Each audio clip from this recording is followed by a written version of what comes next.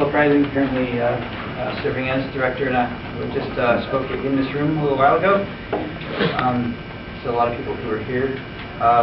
This is, let's see, we've got about a half hour, is that right? Yes, 35 minutes. 35 minutes, great. So I'll take just a little time, and then we can do a lot of discussion and asking some questions and sharing knowledge.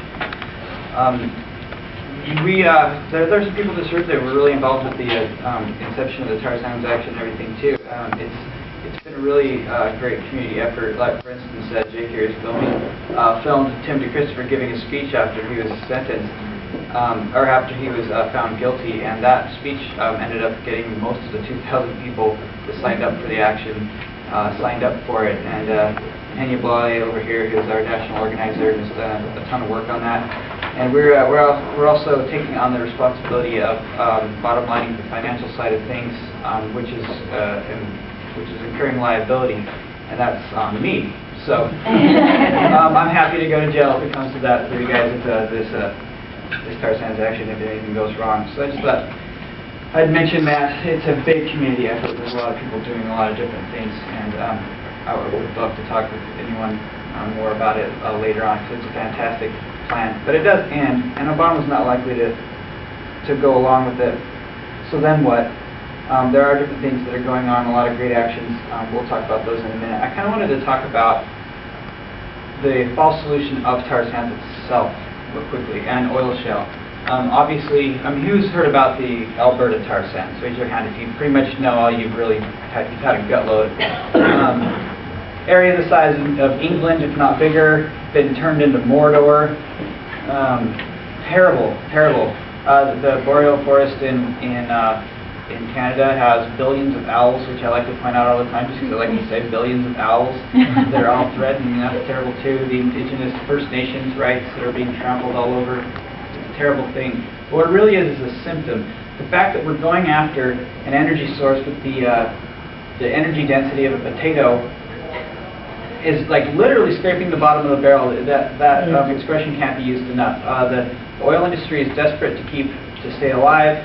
The fossil fuel industry is desperate to stay alive, and now the fact that they're talking about these things reasonably is just proof that as much energy or more goes into getting tar sands out of the ground, the bitumen and everything, as you get out of it. It doesn't make any sense whatsoever. It only kills people and hurts everything. So it's a sure sign that that industry could die if we just kill it a little. And it's also symptomatic of the desire to concentrate power in the hands of a few and be able to control production and everything so that people make maximum profits. Renewable energy, solar, wind, geothermal, things like that. It's very distributed power. It's free. The sun shines. So there's not a good way to control the profit that's coming in through that. One of the big I subscribe to the Oil and Gas Journal, and I think you should too. Even though if you can swallow giving $30 or $60 to the Oil and Gas Journal, but their latest talking point is that we're running out of fossil fuels. We've reached peak oil, which is a huge departure from a few years ago. They wouldn't talk about peak oil. We've reached peak oil. Society will collapse if we don't harvest every last drop. We're minimizing the chaos and social damage by scraping out every last drop. So that tells you they're on the way down. They're running out of crazy. So that's good. And one of the big talking points, all you have to do is turn on the television and watch C-SPAN for a few minutes and hear what they were talking about with the pipeline, with the Republican, and especially the representative from Texas. What is his name?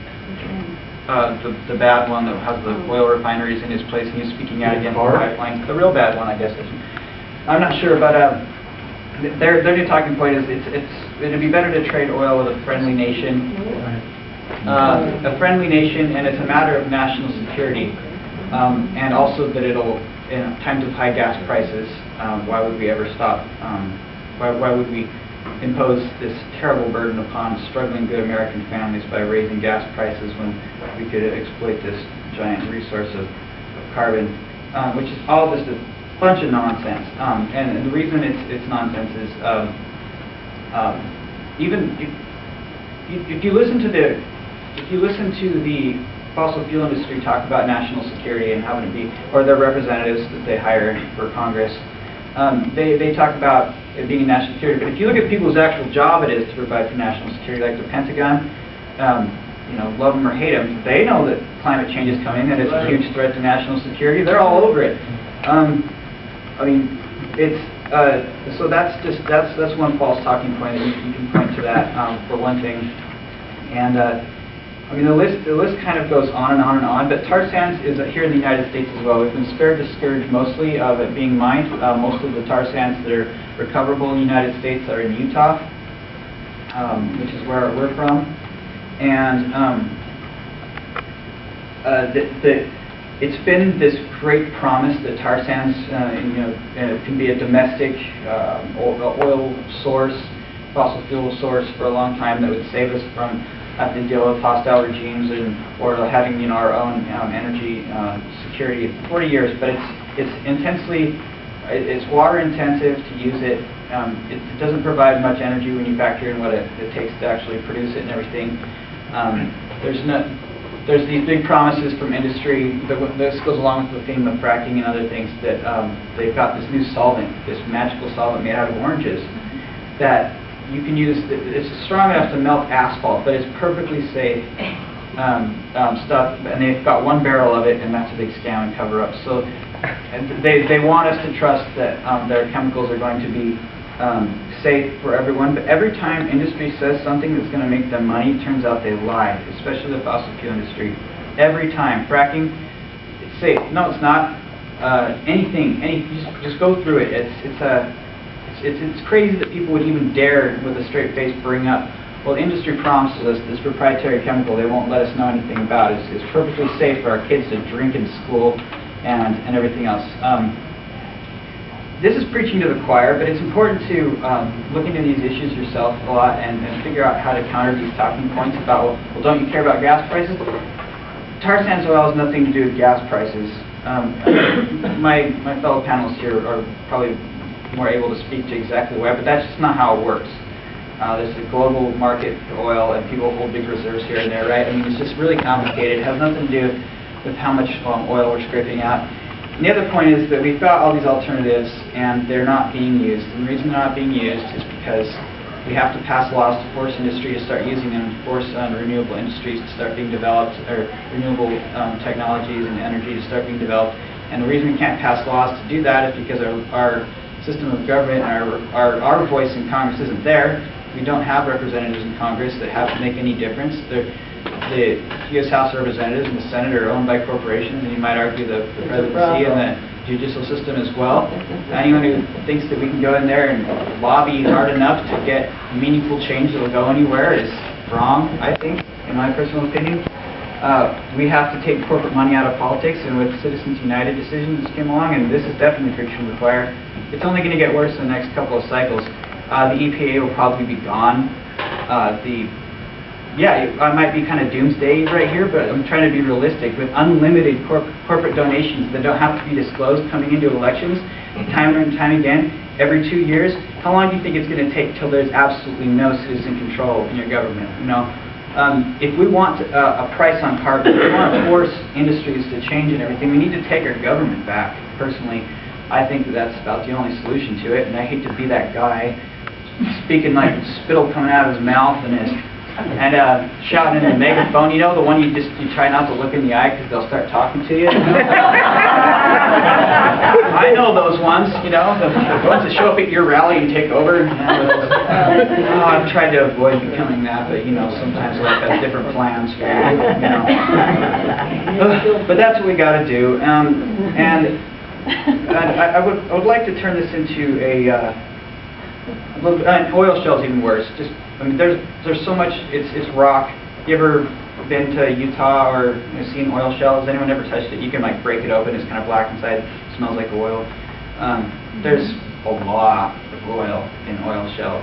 There's 25,000 Saudi Arabia's. That's not true, but I'd make up a number because I didn't know what it exactly is. But it's a lot of oil. That's another bad idea. There is resistance out there. Rising Tide North America is a great one. They've been resisting tar sands. Victory Well, a temporary victory, but a good one nonetheless. I helped organize a conference against the tar sands in Missoula, Montana, about a year ago, a little less than a year ago. To keep the head of the megaloads, these companies are like, oh, the United States is an occupied country, we can get away with anything as long as we pay off their leaders. So we're going to run this gigantic equipment through the most pristine and cherished 2-lane highways, so we don't have to fabricate them on site, and we're not going to take them through Canada because they're a little bit too smart for us, and so we're going to run them through the United States. But we got out there, and we started fighting it, and I left. I went back down to Utah, but they brought up lawsuits, and a judge ruled in their favor, and the heavy haul can't go through for the time being. They stopped them. I mean, those hauls were those loads were as big as this entire room, and they're going to be. There are issues like, where the ambulance is going to go. I would have to wait till they're done. They go like 5 miles per hour. It was fine. The Department of Transportation in Montana was like, that's okay. You know, the governor says do what they want.